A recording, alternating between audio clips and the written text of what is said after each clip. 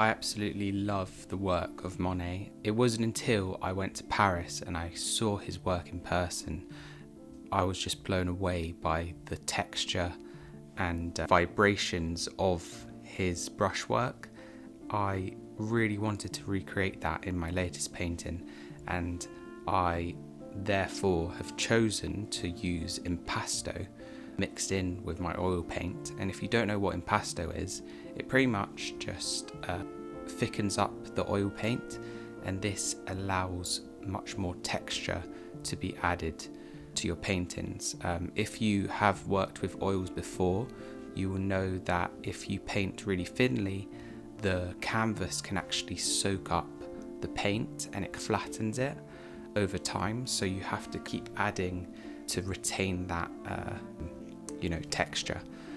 But with impasto you can pretty much achieve that thickness, and you can keep that thickness over time pretty much straight away, and that is the goal of this painting. Let me see if I can create something similar to Monet's style and be inspired by that, but then retain my own style by saturating the colours. That's what I usually do, and maybe I went too saturated with this, but seeing as it is my character, I guess I can do what I want. And I did a study of this not too long ago, and the colours weren't as saturated, so I went in the opposite direction, as looking at impressionistic painting or impressionist paintings like Monet's. He tends to use vivid colours, like unmixed colours, and that is what I went for here. This should bring out some vibrancy, and I think I did achieve that in the end. But yeah, it was very interesting to create this painting because I felt like the most free, and that is something that I think every artist craves, to be free within the painting.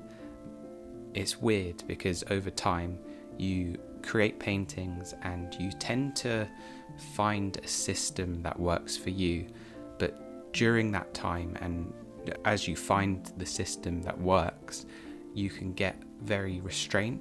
And I think artists need to flow and allow a free flowing painting experience, as opposed to something that's very manufactured.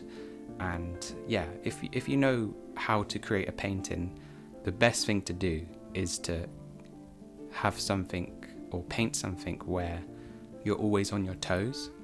I think Picasso is a great example of this, where he obviously knew the fundamentals of painting, but then he flipped on its head, and then he created something, cubism, that is just completely wild and random, and that it just kept it interesting to him. And I think the more you paint, the more you realize that it comes down to your experience as you're painting, as opposed to I know how to do this certain way of painting, whatever it is, realism, I don't know, it could be anything, but you find a system in doing that, but then you just want to break it down and have fun with it.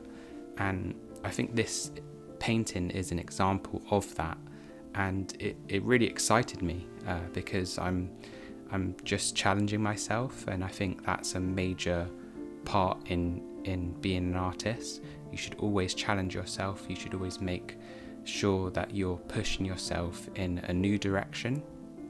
And for me, I feel like this year has been a massive improvement in my work, because I'm taking those risks, and without those risks I can't progress, I feel like.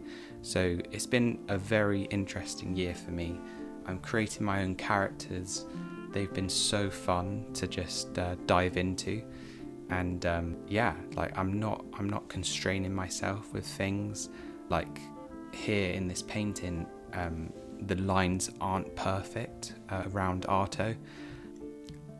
Years ago, I would definitely take, a whole day creating those lines and making sure they're super clean. But at the end of the day, I've realized that I don't really care if it's super clean. I want that ruggedness of when you see a painting. That's really inspiring to me. Monet, when I saw his work, the lily pads and stuff like that, there's no clean lines there. It's all, I call it the vibration in the painting, and that's something that is just so cool to me. You can tell as he was painting that he's just so free, and that is something that I want to achieve as I paint. So I'm not being too bothered with the line work, and rather I'm focusing on the overall feel of the painting.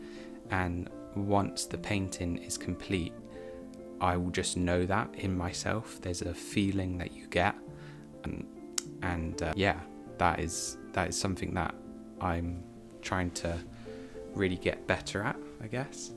But I definitely recommend you using Impasto. I absolutely love using Impasto.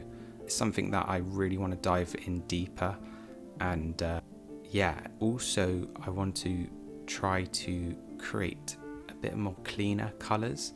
I feel like I've seen the works of modern day artists and I see how planned out their palette is. I mix as I go with my paintbrush, and it leads to a bit more of a muddier palette, and maybe that's something that I can improve on next time. But I still manage to keep up the vibrancy, and that's literally by not mixing as much on the canvas and placing the colour and leaving it there, just not messing with it. And if you step back when you see this painting, you'll see all the colours come together and your brain creates this image instead of focusing on like the small paint strokes. Once it's all coming together, it's just so cool, and I absolutely love that. What do you think? This one is going to be in ABV gallery, and it's just I think it's a step in the right direction. What do you think? It's really cool to me that I'm creating paintings that's challenging myself, and I think that's always good. And I think that if you are an artist trying to do the same, just go for it. Let your paintbrush do the talking. Don't overthink it. And what do you think? Let me know, and I'll see you in the next one.